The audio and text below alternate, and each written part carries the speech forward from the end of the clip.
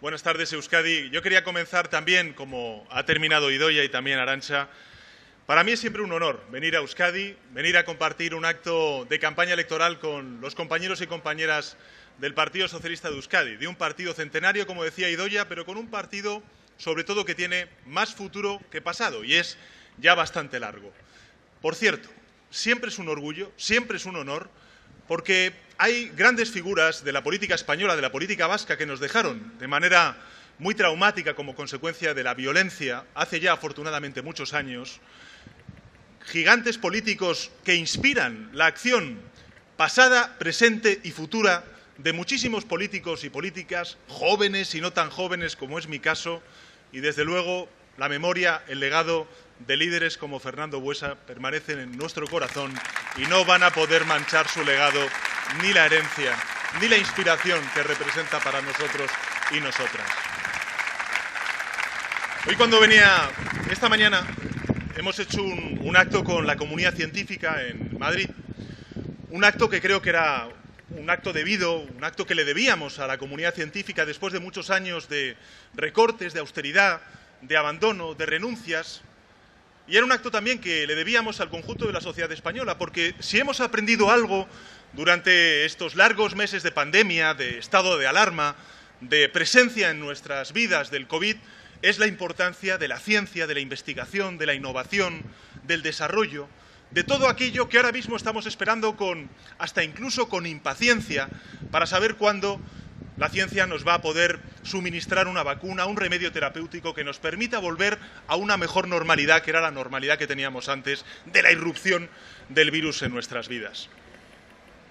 Y pensando en ello, cuando venía para acá, hay siempre muchas lecciones que podemos sacar de esta pandemia.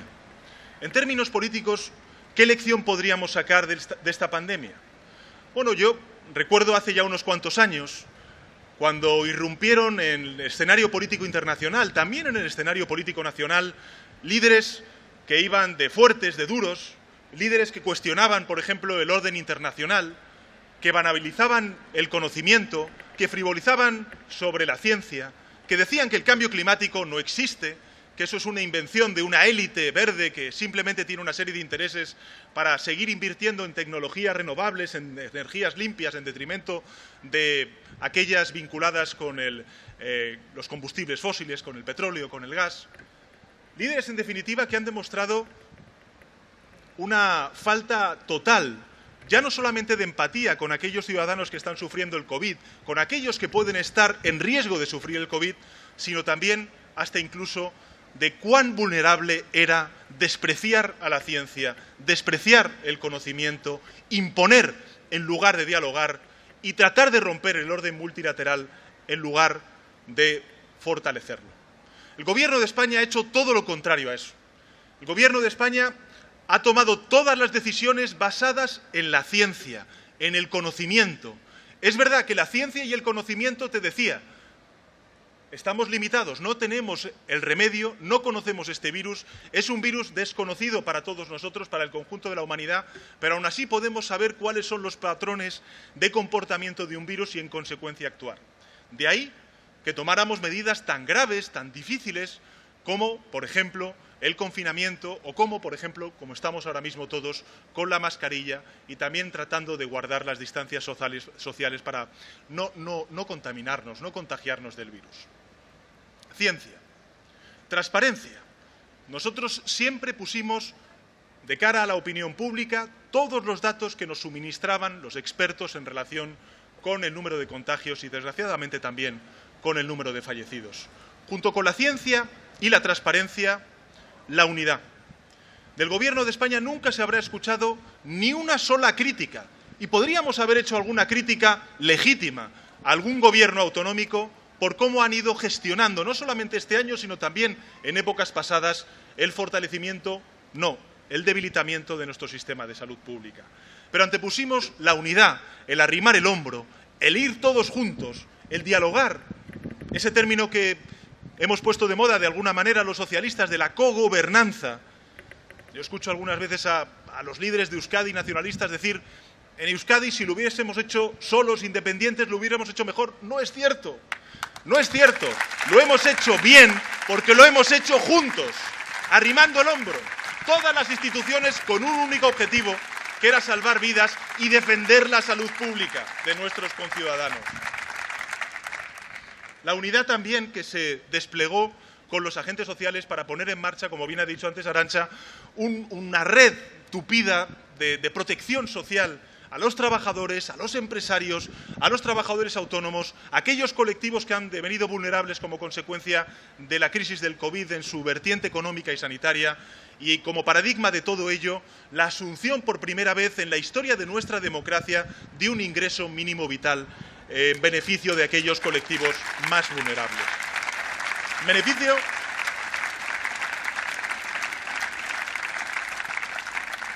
En beneficio de colectivos y de hogares, en total en nuestro país 850.000 hogares que se van a ver beneficiados del ingreso mínimo vital y sobre todo y ante todo millones de niños y niñas que sufren pobreza infantil en nuestro país.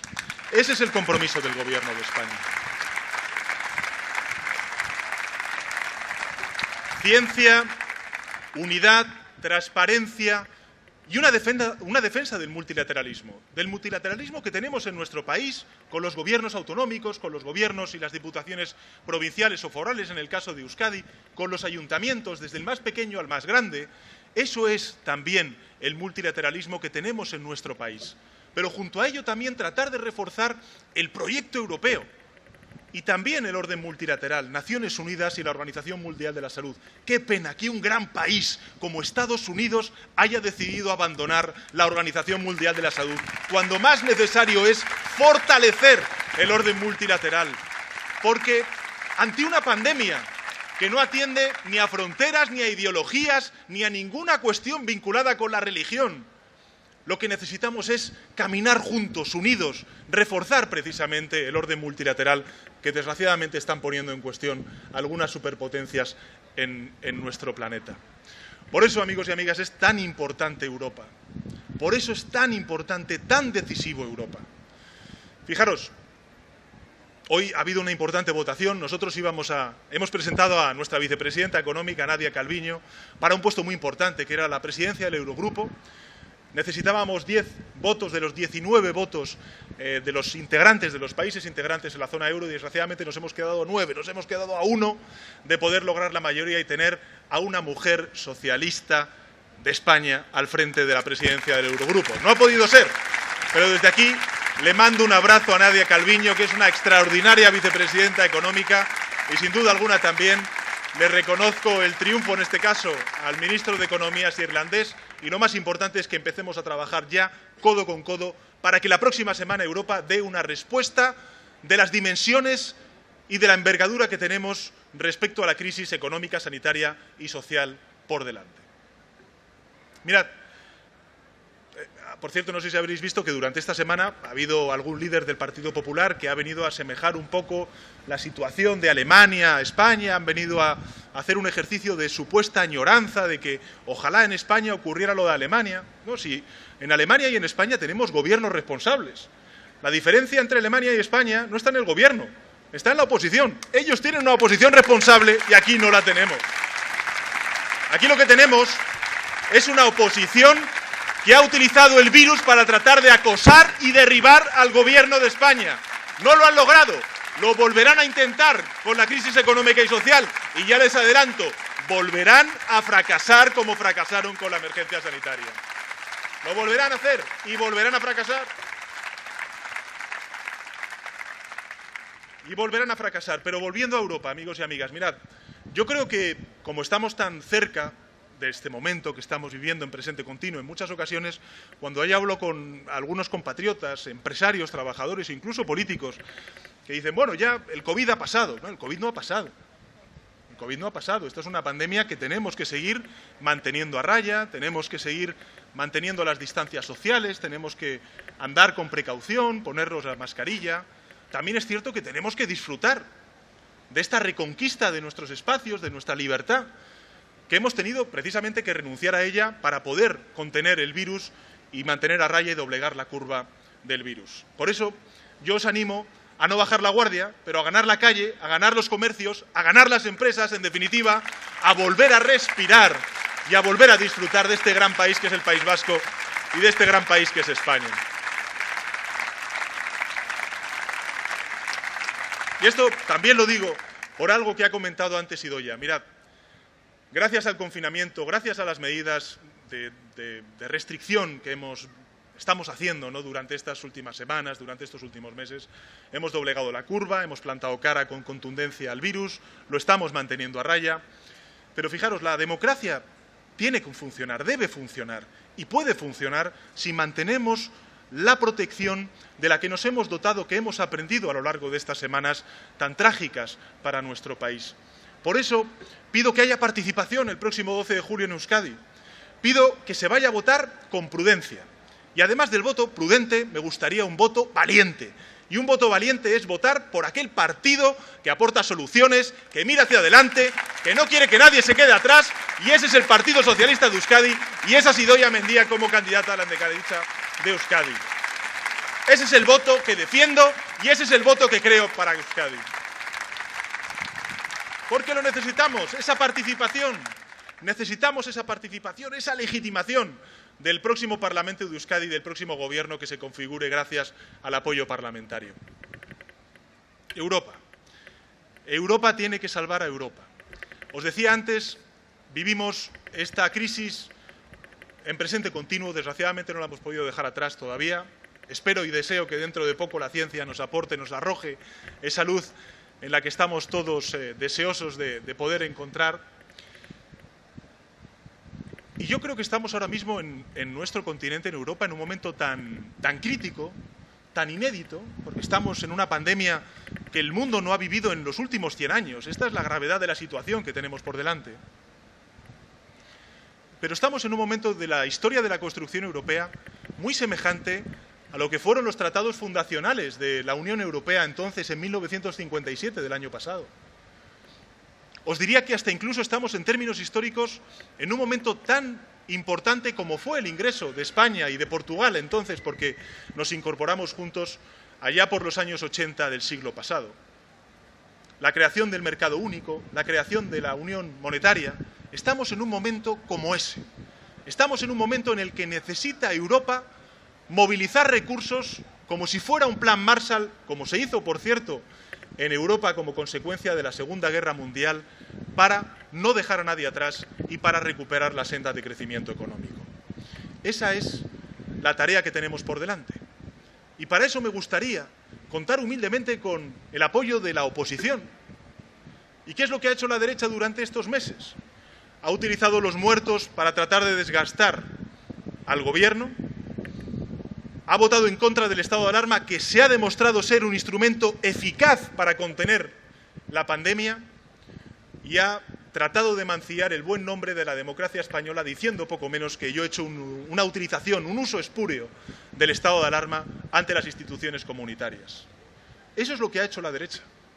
Por eso, una vez más, no me cansaré de decirlo, en esto yo soy bastante, en fin, soy bastante empecinado, soy bastante cabezota. Yo le pido a la derecha que abandone esos intereses partidistas y que se sume a la posición del Gobierno de España, porque si gana España, ganarán también ellos, no solamente el Gobierno de España, ganaremos todos en la negociación que tenemos por delante.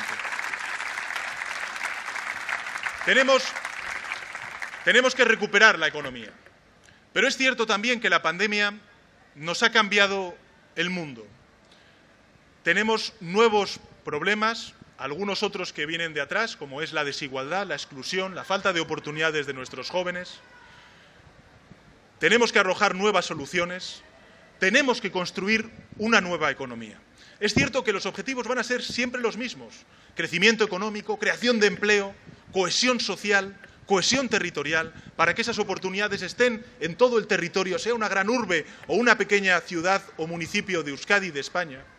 Pero tenemos que hacerlo sobre nuevas bases, sobre bases mucho más sólidas. La recuperación económica tiene que ser una recuperación verde. Fijaros, si en términos de caída del Producto Interior Bruto, de destrucción de empleo, de coste de vidas humanas, esto ha sido una emergencia sanitaria, yo no me puedo imaginar que puede representar una emergencia climática. Por eso, tenemos que movilizar recursos económicos para hacer una transición ecológica de nuestra economía. Una transición ecológica que sea justa, que no deje a nadie atrás, pero tenemos que hacerla, sobre todo y ante todo, por nuestros hijos y por nuestros nietos. Tenemos que hacerlo por ellos. Junto a ello, necesitamos hacer una recuperación sobre bases mucho más sólidas en lo digital. Fijaros, se nos ha hecho ya común el uso del Zoom, de las videoconferencias, del FaceTime, desgraciadamente la educación a distancia de nuestros hijos y nuestras hijas. Tenemos que ampliar el número de ordenadores, de tablets de nuestros niños y nuestras niñas para que no se queden excluidos de esta revolución digital. Necesitamos también reformar políticas activas para que nuestros trabajadores y trabajadoras no se vean expulsados de ese proceso de digitalización. España, para que os hagáis una idea, pues en torno a 1 de cada 5 pequeñas y medianas empresas en nuestro país, solamente 1 de cada 5 tiene planes digitales. Tenemos que dar un salto exponencial, porque si no va a haber muchas empresas, sobre todo pequeñas y medianas empresas, que no van a poder incorporarse a este tren de la digitalización y de la recuperación económica. Y las bases las tenemos. Hay mucha gente que no lo sabe, pero nuestro país es un país que en fibra óptica, en extensión, tiene la misma extensión que la suma de países tan importantes como Alemania, Francia, Italia, Reino Unido y Portugal, juntos. Es decir, contamos con los instrumentos, tenemos las herramientas para poder dar ese salto de digitalización. ¿Qué es lo que necesitamos? Gobiernos autonómicos, gobiernos nacionales que apuesten por una recuperación digital también. Y eso lo haremos también de la mano de Idoia como Lehendakari el próximo 12 de julio. Necesitamos también que esa recuperación sea una recuperación inclusiva, no una recuperación solamente verde y digital, que está bien, que tenemos que hacerlo, porque necesitamos un crecimiento económico sostenible y sostenido en el tiempo, pero necesitamos que ese crecimiento económico se redistribuya. Fijaros, una de las grandes lecciones, por eso creo que estamos ante la gran oportunidad de reivindicar el modelo europeo, no solamente de cara a los ciudadanos, sino también fuera de nuestras fronteras, es esta crisis. Porque afortunadamente, y en esto rendiremos siempre tributo a los profesionales sanitarios, en España y en el continente europeo y en Euskadi, tenemos una sanidad pública gratuita y universal.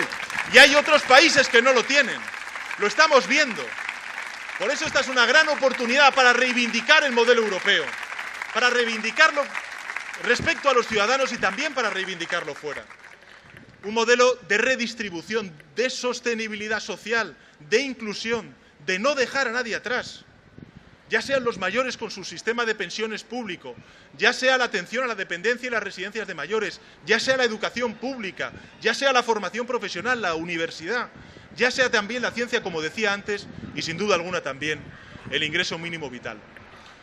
Y también, por último, a mí me gustaría reivindicar que esta recuperación, además de digital, de verde, de inclusiva, tiene que ser una recuperación que no olvide al 50% de la población en nuestro país, que son las mujeres. Esta recuperación no puede dejar atrás al 50% de la población, que son las mujeres, que desgraciadamente ahora, como consecuencia de las dificultades de la conciliación laboral y familiar, son las primeras damnificadas de la crisis económica. Hemos hecho muchas cosas, amigos y amigas. Quedan muchas otras por hacer. Yo os digo una cosa, tengo ganas, pasión, fuerza, determinación y la idea clara de lo que necesita nuestro país durante los próximos 4 años.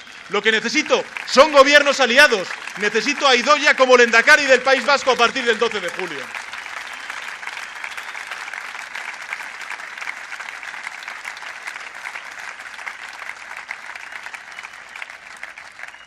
En algunas ocasiones ha habido algún líder que ha dicho que es que el presidente del Gobierno, Pedro Sánchez, lo que quiere es recentralizar las competencias y poner en cuestión el autogobierno vasco. No es cierto, no es cierto. Tenemos una mirada distinta del autogobierno vasco. Tenemos una mirada no tan identitaria como otros. Nosotros reivindicamos otro tipo de sociedad. Defendemos la identidad vasca, defendemos la identidad española, defendemos la identidad europea. Pero no la contraponemos con otro tipo de identidades. Consideramos que el vasco, el español, el europeo son identidades complementarias y por eso nosotros defendemos una sociedad mucho más plural, mucho más diversa, mucho más rica y mucho más fuerte que otras sociedades. Eso es, amigos y amigas, lo que está en juego el próximo 12 de julio. La convivencia, el diálogo, la concordia, la cohesión, la recuperación, el no dejar a nadie atrás y el avanzar transformando nuestra economía hacia parámetros verdes, digitales, inclusivos, feministas, de justicia social.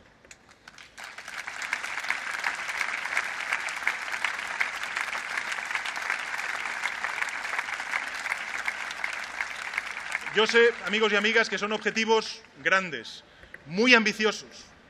La ambición la tenemos, las ganas las tenemos, la cualificación la tenemos. Tenemos un partido con una amplia experiencia en la gestión. Conocemos las instituciones. Cuán importante es ahora mismo, en época de turbulencias, tener equipos, cuadros, tradición, conocimiento y también, lógicamente, la empatía suficiente como para no convertir la política en tecnocracia, sino para convertir la política en lo que es, un servicio público, sobre todo para aquellos ciudadanos y ciudadanas que peor lo están pasando, los colectivos más vulnerables. Amigos y amigas, lo que nos estamos jugando es precisamente eso. Por eso no hay excusas para votar o para no votar el próximo 12 de julio. Hay que ir a votar y hay que ir a votar por aquellos que aportan soluciones desde la política, es decir, al Partido Socialista. Así que a votar y a ganar el próximo domingo.